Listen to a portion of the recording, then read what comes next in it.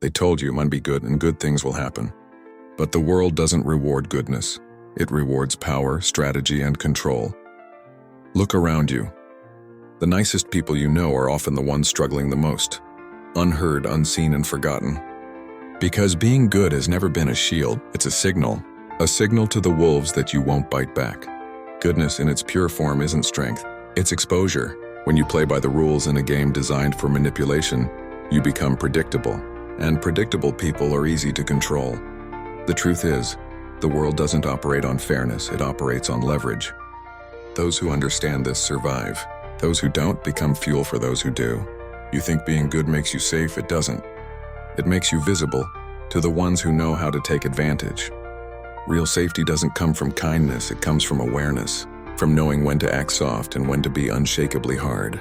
So if you've been living believing that being good will protect you, you've already surrendered your power. Because the world doesn't respect what's good, it respects what's strong. Kindness is beautiful until it's used against you. The problem isn't that you're kind, it's that the world has learned how to weaponize your kindness. People don't always take your goodness as generosity. They take it as opportunity. They test your boundaries. They see how far they can push before you break. And the moment you don't push back, they realize they can take and take and take. You start giving your time, your energy, your peace, even all in the name of being a good person. But slowly you begin to fade. Because every act of kindness without limits chips away a little more of your power. You think you're being selfless. But in reality, you're being consumed. The world doesn't stop to thank the selfless. It drains them until there's nothing left. Kindness without awareness isn't virtue, it's a trap. Because when people realize your kindness is unconditional, they stop respecting you. They stop fearing to lose you. The real power lies in controlled kindness. Kindness with edges. Be generous, but not at the cost of your boundaries. Be kind, but never at the cost of your self-respect. Because once the world senses that your kindness has no limits, you've already handed it the knife that cuts you. In this world, perception isn't just everything and it's currency. People no longer chase truth, they chase optics. They don't ask, "Who are you really?" They ask, "Who do you look like?" We live in an era where image beats integrity every single time. You can be wrong, but if you look right, people will follow you. You can be fake, but if your mask shines brighter than someone's truth, the crowd will cheer for you. It's not fair, but it's real. The powerful understood this long ago.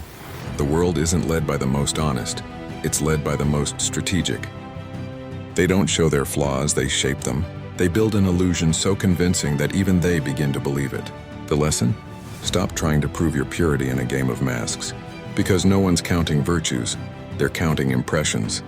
You don't have to be fake, but you do have to be aware. Aware that your silence, your appearance, your timing, all speak louder than your words. Integrity matters, but if no one sees it, it's invisible. And in a world that worships attention, invisibility is death. So wear your mask, not to deceive, but to protect. Because the truth only has power when it's seen. Money isn't the real currency of power. Control is. And control begins with what you give your time and energy to. The weak spend their time trying to please everyone. The powerful spend theirs building something that doesn't require anyone's approval.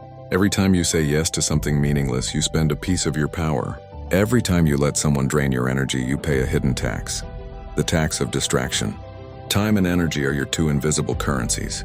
You can lose money and earn it back but the seconds you spend on the wrong people, the wrong habits, the wrong thoughts, those seconds are gone forever. That's why boundaries aren't walls, they're filters.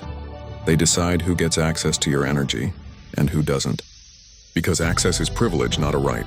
People think power means domination. It doesn't. Real power is selection.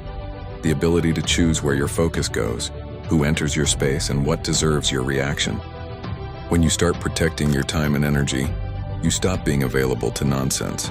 And the moment you become less available, you become more valuable. Remember this, kings aren't powerful because they do more. They're powerful because they choose less. There's a difference between being good and using good. Most people are taught to be kind. The powerful learn when to display kindness. Because goodness, when timed right, becomes influence. It disarms enemies, builds trust, and creates allies who never question your intent until it's too late. The world doesn't reward raw virtue, it rewards strategic virtue. Being nice all the time is predictable, but being kind with precision, and that's control.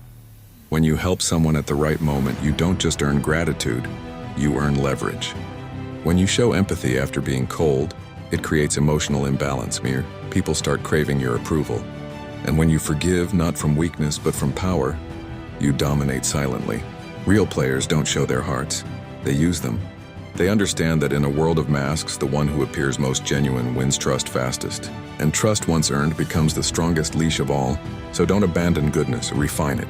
Use it when it strengthens your position, not when it weakens it. Because goodness in the hands of the aware isn't naivety, it's strategy. Be kind, but make sure your kindness costs something. Because free goodness is a signal of weakness, but calculated goodness, that's the sharpest weapon you'll ever own. Fame fades, attention dies, but results, they echo. In a world obsessed with validation, most people chase noise. They want likes, followers, applause, but not respect. Because respect isn't given by the crowd, it's earned in silence. The loudest ones are rarely the strongest.